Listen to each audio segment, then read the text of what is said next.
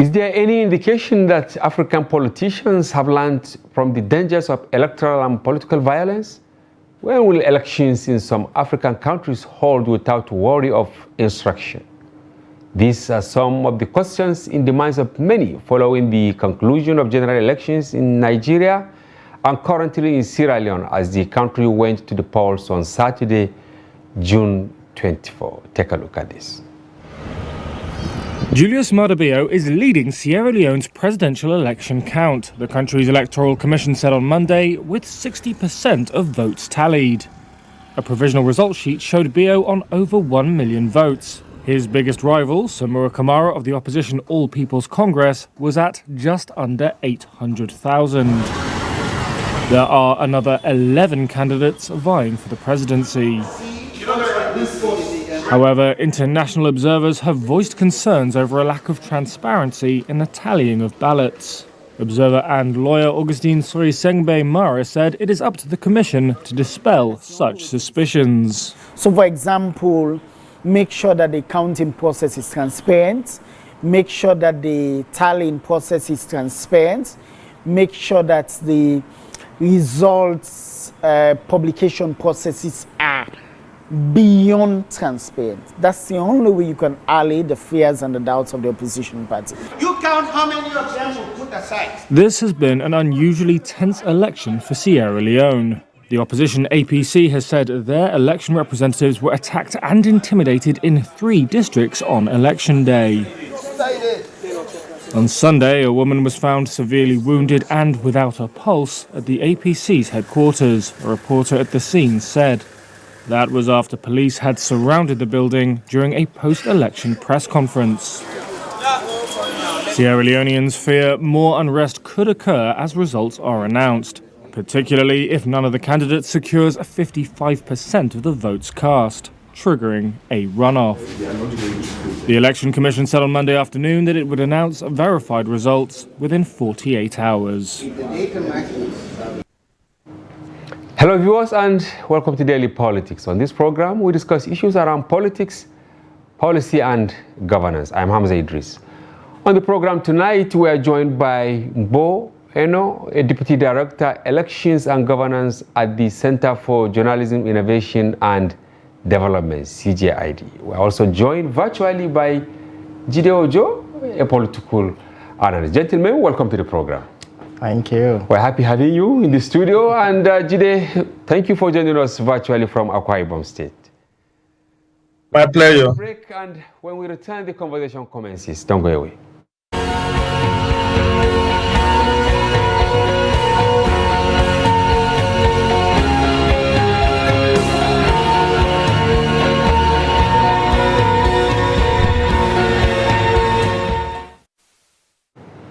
Welcome back. Mbo, let me start with you. Fresh from Sierra Leone. When did you return? I came in last night. Wow. Yeah. How strenuous? Let me start with the journey, maybe. It was a very strenuous journey. So usually that trip shouldn't be more than about 3 hours, 3 hours, 30 minutes. 3 hours, 30 minutes. Yeah, from Nigeria. From Nigeria, but so you end up doing about 8 to 9 hours because you have to take off from Nigeria, do a stop in Togo, do a stop in Ghana before you get to Freetown. So, when you look at the map, it's like you go, you come back, you move. Like it's not a straightforward journey. And that is Africa, West Africa for you. That's West Africa. What's the difference between the complexity of the trip and what took you to Sierra Leone? I mean, the election that you monitored. Okay, so basically, let me say that I was largely in Freetown.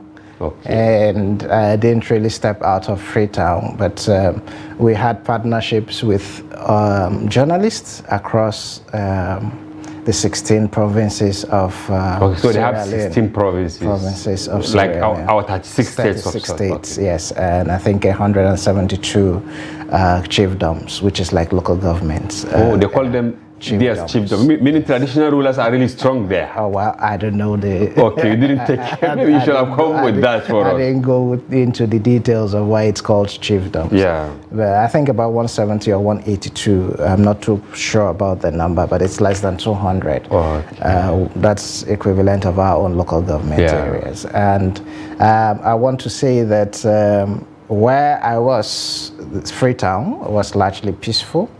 And on the day of the elections, Saturday the 24th, we did not have so much reports of violence until much later in the day. That's also because, just like in the case of Nigeria, the Electoral Commission had so much to do, had about 5 years to prepare. But on the day of elections, fell short of delivery. Oh my God! Because some polling units didn't get materials until about 11:12, and where they had materials, it's either the materials were not complete, or we even had a case where the materials for a particular polling unit was taken to another polling unit. And so the whole... Just a semblance of what happened in Nigeria. Was that what prompted Samura Kamara, right? That is how you call him. The candidate of APC, right? Yeah. To call for the resignation of Mohamed Karewe, the electoral chief there. It could be, but there were other things that went into play. Interestingly, there was a polling unit in Freetown that did not start elections until about 8 p.m. I don't understand. Is it 8 a.m. or 8 p.m.? p.m. Almost 12 hours. Election starts at what hour? 7 a.m. 7, meaning and almost 13 hours ahead of time. Yes. In Freetown. Start elections. And the Premium Times reporter that was on ground who also witnessed a particular polling unit, whereas at 5 p.m. materials had not come, and the citizens were protesting. So it got that. Hold your breath. I think we should bring Jide Ojo into this conversation. What is your take? You've had Umbo. Just ask what happened in Nigeria. Why Sierra Leone, Nigeria? Why? When it comes to election, we always have issues. Jide. The truth is, Hamza, thanks for having me, and thanks for the opportunity to speak through your platform this evening. The truth is that election is not as easy to plan and organize as many of us make it look. There are so many intricacies, so many challenges, unforeseen circumstances that could militate against the best of plans. And Nigeria, you say why Nigeria and Sierra Leone have shared common history and politics. Remember, we are both Anglophone countries. There are very few of us in the West African sub-region. Only about 4 of us speaks English as our official language. Nigeria, Gambia, Sierra Leone, and Ghana. All the other ones are Francophone. So we share that. As you remember, many of our political elites read in Furabe College in Sierra Leone. One of them being former governor of Ondo State, old Ondo State, Adekunle Ajasin, had this degree in Furabe College in Sierra Leone. And of course, we share the history of colonialism, slave trade, and decolonization, and all of that. Sierra Leone has also had civil war that lasted over 10 years, from about it ended about 2002 from about 1998 or thereabout. So we have those things in common. But coming to specifically answer your question, yes, logistical challenge is not new to electoral process, particularly in Africa, where the sorry thing is that you have where you thought should have been priority areas are the ones that are most affected. Imagine elections in Abuja not starting until about noon. I was an observer in the February-March election in Nigeria under the auspices of Nigerian Women Trust Fund. And we went around and we saw that in many places, elections did not start until 2-3 hours after the hour of 8. So, but you cannot but have incidences like this, given the fact that there are exogenic factors that may be responsible. For instance, we have the logistics. Who are the ones in charge of logistics? You depend on external transporters, some of whom have political affiliations, and sometimes they can sabotage your process. We have seen incidences where boat owners and transport unions have political affiliations, and they sometimes pull the strings. Even when you have paid them advance, they may refuse to come up. And where there is restriction of movement, to get a replacement for those who decide to pull out at the last minute may not be that easy. There could also be fear of insecurity.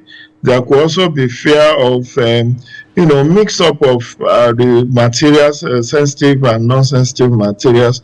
But I wasn't there in Freetown, so I wouldn't know exactly what the sticky point was for Sierra Leone. But suffice to say that we share so much in common, and they possibly are learning from the bad practice in Nigeria. Exactly, but Umbo freshly came back from there. So some of the issues he raised, are they the same? I mean, in terms of logistics, they relied on transport corporations, or the electoral empire had its own vehicles, boats, donkeys, and all that, because they also have coastal lines that I think they need boats and all that to ferry the logistics. Okay, so I would not be able to answer how their logistics went because I did not go into finding out how the process of dispatching essential materials was going to be. But I was in Sierra Leone sometime in May before I went back for the elections, and at that point we had met with an assistant director of media and communication of the Electoral Commission, who acknowledged the role that Nigeria had played in the elections. And he had told me then that Nigeria had donated 2 boats to them for the elections day activity. So I want to also think that that boat was put into use on that day. But in terms of the surface distribution, you didn't monitor that. I may not be able but to. But were you appalled that inside Freetown, election did not start in certain locations until around 13 hours after commencement of the process? Yes, I was, because first, Freetown is not as big as, say, a place like Abuja. I mean, or Kano, or Port Harcourt. Okay, so let's come back to the major cities. I mean, Freetown is not as big as, say, put Amak and Buhari together. And then we get to have situations where materials don't get to polling units in good time, and where it got to places in good time, there was a mix-up in terms of the distribution. You take the one for unit A to unit Z or things like that. So that's what was on ground in Freetown. Not so. To answer your question, I'm not sure I have the right answers on how materials. But maybe Jide has answered that, because he said some of that could be from anywhere. Maybe among even the people asked to deploy these resources, among maybe those who are supposed to follow from the point of departure to the But what about, are there any semblance between maybe our ballot boxes, our ballot papers, the IREF we have, our beavers? Because I know that Nigeria has supported quite a number of African countries to have similar technology like Kenya? You know, we deployed those things. Okay, so no, they did not deploy beavers. Okay. They are still largely manual. Oh. Yes, and interestingly, some polling units, even if you do not have your voter's card, the EC had said you can vote. Once They give you the incidence form? No, once your name is on the voter register, you could vote. That's what applied in Sierra Leone. And so that's the electoral system has yet to develop to the point of deploying the likes of beavers or IREF. Okay. So I hope that by 2029, is that? Okay. Yeah, when the next season of the elections, that should improve. They should have. All right, thank you. Jide, you had Mbo, the technology in Sierra Leone, not yet advanced as the one in Nigeria or in Kenya. Can we attribute this to the delay in the final announcement? I don't know, maybe before we come to the studio, 60% counted, right? Yeah, as at last night, okay. They've collated. Okay, 60%. Now, Jide, this election took place on Saturday. Now, days after, they are still foot dragging to get to the final destination. Why do you think Sierra Leone is still actually crawling in order to get to the destination? Well, Amsa, that shouldn't come to you as a surprise. Do you know how those Sierra Leoneans behold us as kings and queens of Africa? Imagine Nigeria donating boats to Sierra Leone. This is a war-torn country. This is a country that outside of Freetown, you hardly have any motorable road. This is a country that, is just... yes, the war ended in 2002 or thereabout, but the ashes of that war is still very much with them. Of course, it's a very, you can't say Sierra Leone is one of the rich African countries. Yes, it has its diamond, but remember the story behind the Blood Diamond. Remember the effect of the, over a decade of civil war in that country. And from what I gathered, I've not been to Sierra Leone, but from what I gathered, outside of Freetown, there's practically no infrastructure or social amenities that you can rely on. So to that extent, everything is done manually, and there are quite a lot of out-to-reach environment in Sierra Leone. So you have to wait. Of course, I believe any of the serious candidates will have known their position by now, given the fact that if they deployed polling agents to all the polling units, they will have received official copy of the result and should have been able to do their tally. Ironically, while Sierra Leone and Nigeria has a lot in similar, they also have quite a lot of things that are dissimilar or different. One of them is the tenure. They run a 5-year tenure. Aside from that, they do not have the luxury of beavers and IREF, so they possibly will have to transport by donkeys and by horses and by motorcycles and bicycles across very hard to reach region to be able to collate the result of that election. And it's not only presidential elections that were held, there were also parliamentary and municipal elections. So, the results may take a bit of time, but what assurances have been given that in the next 48 hours, the entire result should be out. But you also know that the electoral system in Sierra Leone says that for a winner to emerge, he has to score 55% of the votes, failure of which there will be runoff between the top two candidates. And that's the assumption that it may be a repeat of 2008 experience between Samura and Bill, Because if you look at what the 60% of the result is showing, one has a bit or a little over 1 million, the other has over 800,000. Yeah. So the margin of lead is not very high, and there are 13 presidential candidates. So you don't know whether this election will still be won on the first ballot. Very interesting. Mbo, you had Jide. I want to quote Samura. He said that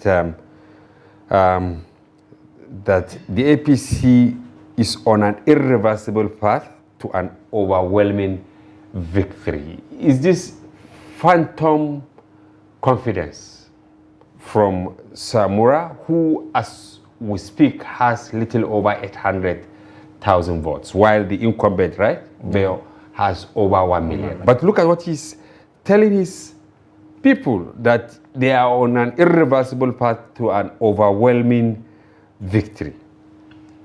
Okay, so it's going to be difficult to tell who is going to win. I mean, it's the gimmicks with politicians to always claim victory, even when the official results have not come in. And the next thing they're going to tell you is that we had party agents in everywhere, XYZ number of locations. But let's drill back to a little to while the campaigns were on.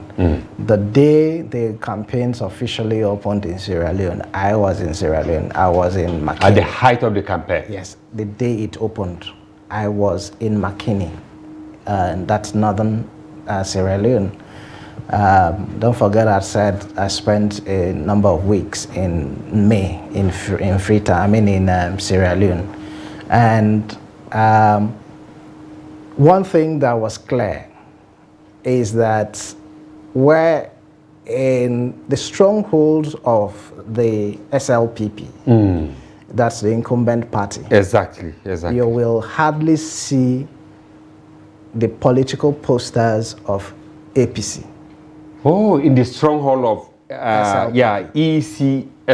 Yes. No, in the stronghold of SLPP, that's the Sierra Leone People's Party. Okay. Where in the stronghold of the APC, being Makini, because I was in Makini and I was also in Keneme City. Okay. And Keneme City is the stronghold of the SLPP, while Makini is the stronghold of the APC. Wow. You will hardly see an SLPP banner or poster. It's just akin to the Southeast during the presidential election in Nigeria, where you rarely see posters of APC or even PDP. They were decimated of sorts. So that's what happened. That's the Sierra Leonean people are largely divided along party lines. Then they don't have a case of religion or ethnic. But they have a case of very strong divide. Meaning their political parties are very strong, are stronger and ideological than in Nigeria. The two leading political parties. Don't forget they have about, I think about the 17 political parties. And 13 are participating for in the presidential. Yes. So it will be difficult to sit down here and say, oh, what the statement of Kamura is correct or not. Okay. But, I mean, it's something that we expect. Every politician claims victory until the official results are in. So we should expect more of it. I mean, just before I came in, someone in Sierra Leone had sent me a release by a Sierra Leonean based in the US, who had called on a CSO that is also doing parallel voter tabulation there. So by their own tabulation, they are saying that there might be a runoff. As Jide said. But then the SLPP man who happens to be outside is like, come on, you guys, there's been no official announcement. So why are you guys going ahead to make this kind of statement? So such statements are part of the things, is part of the game of politics. All right. So we should expect more, even from the sitting president. Yes. Jide, the National Secretary General, of SLPP, Umaru Napoleon Koroma, He said, results tabulated in our party centers indicated there will be no run-up. The people have spoken overwhelmingly and have done so by entrusting President Bill with the nation's fate for a further 5-year term. I'm quoting him. But elsewhere, the Camara has vowed not to accept in court any skewed, manipulated, or unverified results. Are these people not actually already drumming drums of war?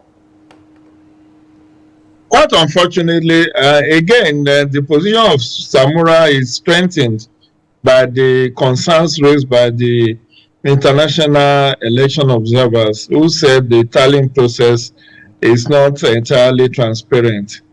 And that could lead to heightened tension and breach of security in the event that Bill is announced as the winner on the first ballot.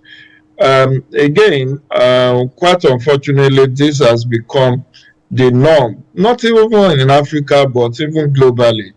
I did an article in my column in The Punch after our election where I was saying, it seems globally democracy is in reverse, given the fact that even in the bastion of democracy like US, we saw what has happened over the 2020 presidential election, what has happened in Brazil over the 2022 October election that, Lula da Silva won. We have seen what has happened in the case of Kenya in the August 2022 election that up to today is being disputed by Raila Odinga that William Ruto did not win that election. And several other examples could be cited. So it's also itching towards that. Even in Nigeria, the Election Prevention Tribunal is having an Herculean task, trying to adjudicate on the outcome of the 2023 presidential and governorship elections. So it's following in tandem in Sierra Leone. But I just hope that politicians will temper their rhetorics so that they do not prepare their supporters for violence. Because situations where you already said you have won overwhelmingly and the other party is saying they are already coasting home to victory, who is saying the truth? But again, I'm sure we don't have to wait for too long. In 1 or 2 days, by Thursday at the very latest, we should know official position. But it will seem like none of these two leading candidates may win up to 55% of the votes to be declared an outright winner. And that's one luck we have with Nigerian electoral process, where all you need is majority of valid vote cast, as well as quarter of votes in 2/3 of the country, which is quite easier for our own politicians to get, unlike situations in Ghana, in Kenya, where you have to score 50+1 votes, or as the case in Sierra Leone, where you need to score 55% of the votes to be declared winner. But we'll wait with bated breath and see what happens in the course of the week, as we have to wait on the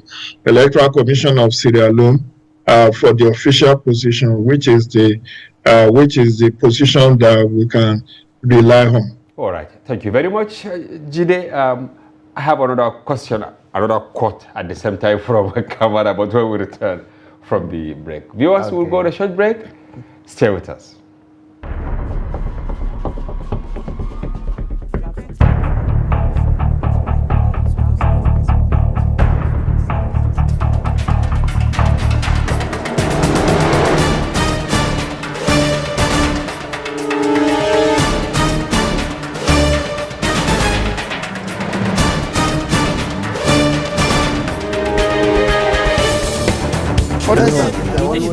That's great.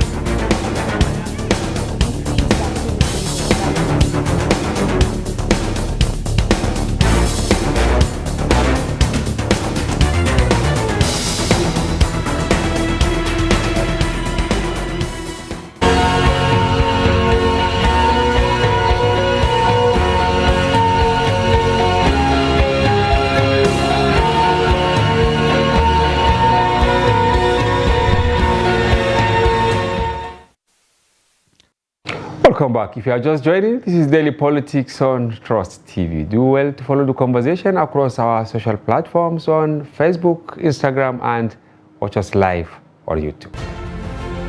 Still have virtually Jide Ojo, who joins us from Akwa Ibom, and in the studio, Mbo, Deputy Director Elections and Governance at CJID, and he just returned from Sierra Leone. Another quote from Kamara, which I found actually intriguing, is that he said the ECSL, which is the Electoral Empire, refused to tally the results using projectors.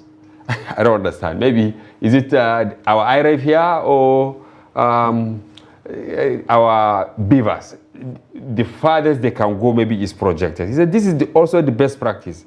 However, the ECL is fiercely resistant to use projectors, making it extremely impossible for us and other political parties to compare, reconcile, and verify the RRFs as recorded at polling centers.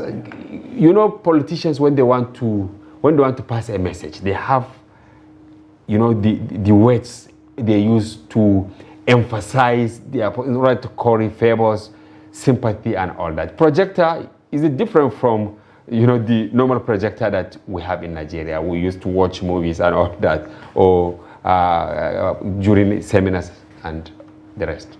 So it's not different. So basically, in the Nigerian collation system, when the returning officer is seated and results are being read, A party, 100, APC, this.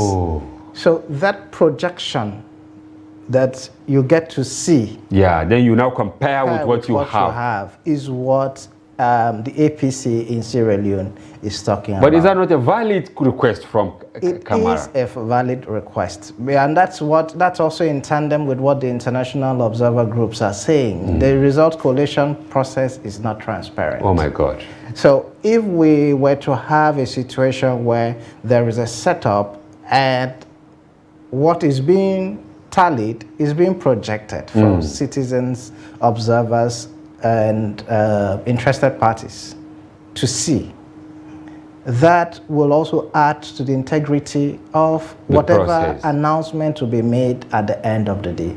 So it's more like what's happening now is more like myself and you just sitting down here and we are the only ones seeing the paper.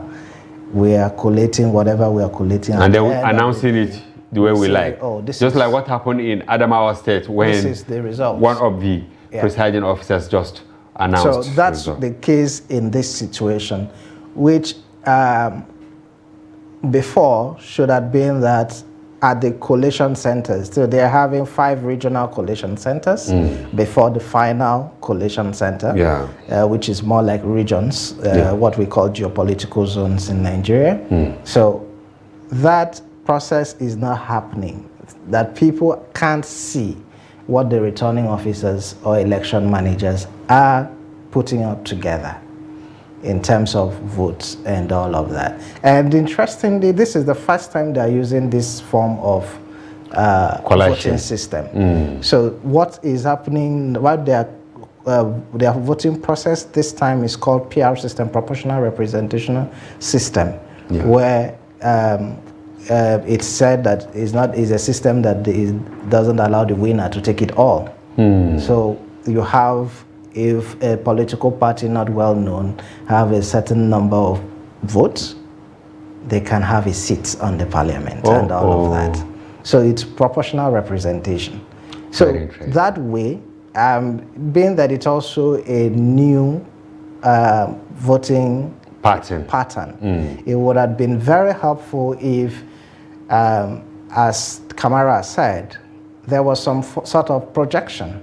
Yes, the international community can also follow. The political parties can see what is being done and not wait until the Electoral Commission comes and says Party A is the winner. Jide, I want you to come in here. Don't you think that African leaders, West African leaders, to some extent, are getting fixated with power and they try to actually manipulate the process in many instances to their favor and giving room for suspicion, giving room for even the military to start contemplating getting into the whole process?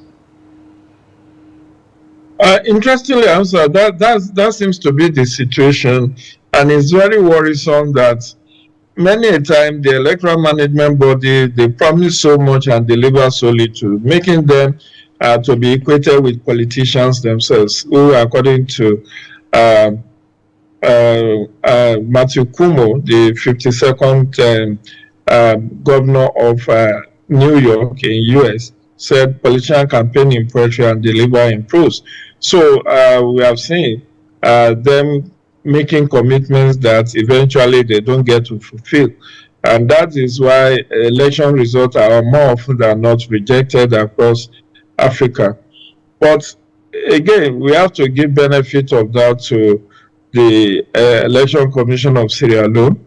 Perhaps they have their reasons why they don't want to project this. Maybe given the experience of Nigeria, where a lot of people are now holding INEC to account on the assumption that it promised to upload results in a timeous manner on the IREF portal and failed to do so, particularly for presidential election.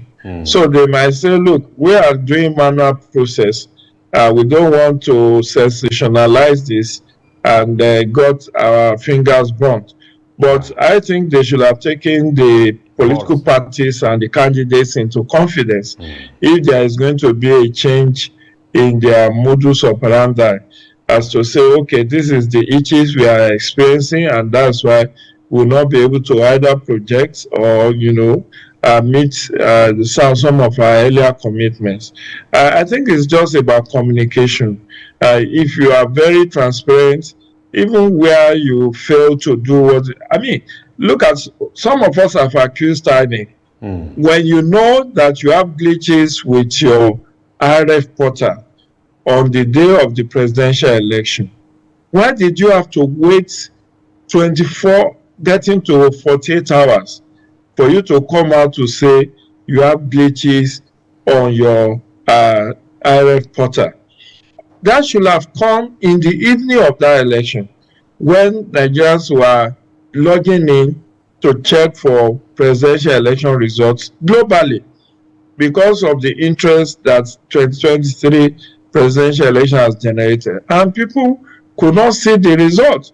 And ironically, they were seeing results of governor and the result of senatorial elections. They were seeing those of House of Reps. But the one that concerns them most, which was the presidential election result, was missing. And INEC kept quiet for close to 48 hours before issuing a test statement to say they had glitches on their website. So I think communication will have helped the Electoral Commission of Sierra Leone if peradventure they have made those commitments before. I could not fulfill that commitment to call on the party leaders and the contestants to say, here we are sorry, we will not be able to go on with this particular trajectory any longer. Yeah, thank you. But it appears maybe ECSL told the path of caution, not to give, so much hope to the electorate, and that is why they are foot dragging. I don't know why you left the country and come back to Nigeria before the final election. Is the country tense as we speak? Oh, well, as at the time I left, everywhere was calm, was relatively peaceful. But why did you leave? I had to return. I have other missions. Okay. you didn't, don't forget. You don't have the patience to wait for the final declaration. I'm following the final declarations. We still have teams in Sierra Leone. Yeah. We have Liberia coming up in a matter of months. And you have to prepare for that. We also have staggered But elections. in your estimation, yes, how long do you think this will drag before we hear the final bell from Sierra Leone? Okay, so it will be difficult to give a timeline. Don't forget that sometime in May, when I was in Sierra Leone, we had this conversation with the representative of the ECSL that we met. and he had mentioned something like a collation shouldn't, the final result shouldn't take beyond 2 weeks. So it means within that time frame, there should be a conclusion to the process. But to some extent, economic and social activities have been grounded because, when you have election pending results, no matter how confident you are, there is that feeling of anxiety. Yeah, there is that feeling of anxiety, and interestingly, on the day of election, there was still movement. There was no restriction of movement. They didn't restrict people. Sierra Leone. They are a step ahead of Nigeria then in that aspect. That's also because I got to learn that a citizen took the country to court, that you can't violate my fundamental human right on election day. Wow. So while Nigeria learned from allowing people to move, they should also learn from our IREV and our BIVAS. Oh, wow. Yes. All right, Jide, I'm tempted to move elsewhere within Africa because are we really learning any lesson? Take Senegal, for instance. We're expecting election next year, but the leading opposition candidate has been incarcerated. Macky Sall, he has changed the constitution. He's insisting on vying for another term. Why are our leaders in Africa behaving this way? Again, Hamza, for Senegal and Macky Sall, it's so unfortunate. I've forgotten the name of the guy that they convicted. It's Osman Ab initio for 6 months. Osman Sonko. So is this Sonoko? Yeah. So ab initio for 6 months, and then the Court of Appeal raised it to 2 years, effectively banning him from contesting next year's election. And he is the leading opposition candidate. And it's not peculiar to Senegal. You also remember what was done to Bobby Wine in Uganda, and the last election in Uganda, where even his wife was molested, he himself was, profaned and I think was arrested. And it's also, you also saw what happened in Guinea-Bissau, Alpha Conde, which was what precipitated the coup when he also altered the constitution of Guinea-Bissau to enable him to run at 82. I don't know what bug the African leaders are caught. Remember the old man in Cameroon? Couldn't even remember. He's still there, marking time as the president of their country. So the question is, when is it going to be enough for our leaders? I recall how Macky Sall himself came to power. Yes. It took the coalition of opposition parties to throw their weight behind him years ago against what's this former president's name, against him to be able to win in the elections. He was also politically harassed and all of that. But look at what they are doing to Sonoko now, just to clear way for another third term for Macky Sall. And it's so unfortunate. Across African country, we see this thing panning out. Remember, even in Rwanda, Paul Kagame had to alter the constitution to allow him to run for another term in office. I think in Nkurunziza of Burundi likewise did. And we know how Uncle Robert Mugabe ended when he decided not to leave the stage when the ovation was loudest. So it's all over. But again, I think whether we didn't have enough citizen oversight of the process. I like what Enos said when he said the Sierra Leonean civil society went to court to enforce their fundamental rights to freedom of movement on election day.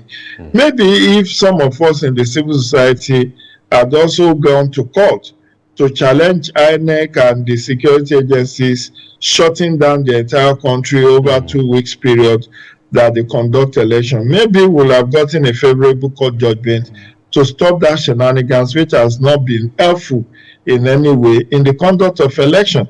Because you shut down the system, and yet the rogue elements are having field day. There is high level of violence. So what have you really achieved by shutting down the system? So again, unfortunately for Sinoko, it went on appeal after the initial conviction of 6 months. He got what he didn't bargain for, which was even higher jail time.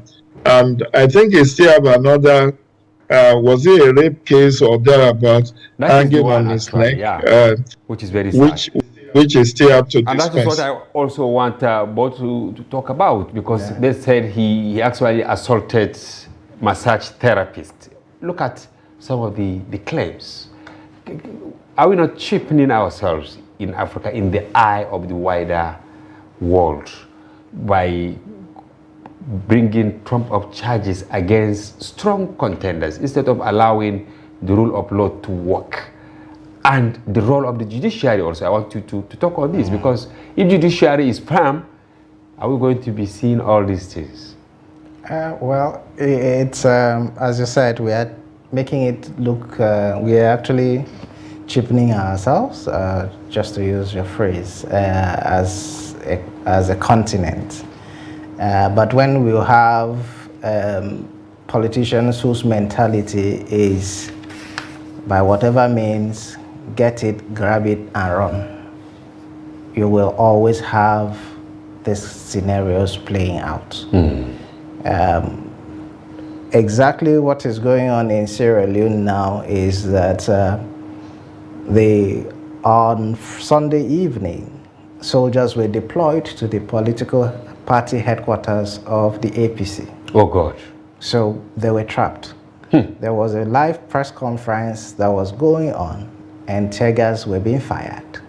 Can you imagine? So after that, journalists were allowed to come out. Interestingly, the Premium Times journalist that was covering was at the press conference, and they were allowed to come out, but soldiers were stationed around the political party headquarters. To muzzle them. I'm not sure they've been pulled out of that or recalled, but it's just a mentality issue with our leaders. We want to get it at all costs and all of that, and then we don't have a very strong judiciary. You can't also blame them, because the judiciary is also becoming political. They have to file in behind whoever is going to give them the next appointment. Oh, sad. So what is your final call for leaders in Africa before I take the final call from Jide, so that we get it right democratically? Yeah, it will be that you need to be open to the people, open to criticism, open to citizen participation in governance. Okay. And especially for the judiciary, you need to hold the tenets to which you have sworn to, with everything that you've got in you as an arbiter, and as you always say, the last hope of the common man. All right, thank you. Jide, I want your final take on this. Already some African countries are in the hands of the military. Take Guinea-Bissau, right? Take Mali, Burkina Faso. Sad. What is your final take, so that where we have democracy and we have pending elections, they should learn strong lesson?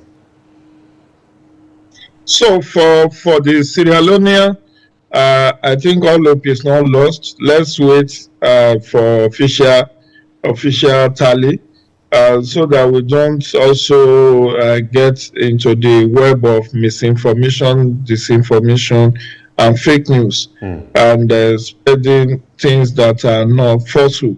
So, but I think it's a lesson for all electoral empires to buckle up and stop being lackeys of the ruling parties.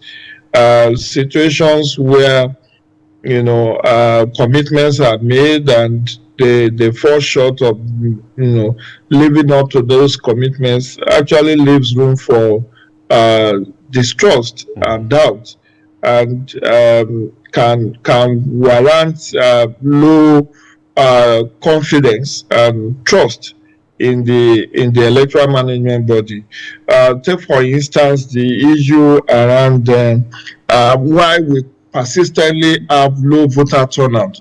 The assumption is that the electoral management body has already allocated the figures, and there is no point for anybody to come out and vote. And situations where there is no transparent tallying process, which again is the very sticky point in Nigerian election of February, March, where people are saying, look, this collation of results, which we knew to be the weakest link in the electoral process, we still have that in spite of the pledges and promises of IREV and Beavers as the game changer. But you can see how INEC make a mess of eating a porridge with the very tardy way the results collation process was handled. So this is also a moral lesson for Electoral Commission of Sierra Leone, for that of Senegal, and even for Liberia, whose election is coming up in October. That they need to safeguard democracy. And if we do not want military takeover, as has happened in those countries you mentioned, in Guinea-Bissau, in Mali, and in Burkina Faso, then we need our electoral management body to be above board in the performance of their responsibilities. Thank you very much, Jide Ojo, political analyst in his own right, for your informed perspective from Akwa Ibom. We thank you for coming to the program. My pleasure. Thank you. And Umbo, Deputy Director, Elections and Governance at CJID, thank you. Thank you. You have to go home and rest after coming back from Sierra Leone. Thank you. Thank you for having me. Yes, because while we hope they get it right in Sierra Leone, we should remain firm in entrenching democracy in Africa. That's a wrap on today's edition. Join us tomorrow for another interesting package. Bye-bye for now. I'm Hamza Idris.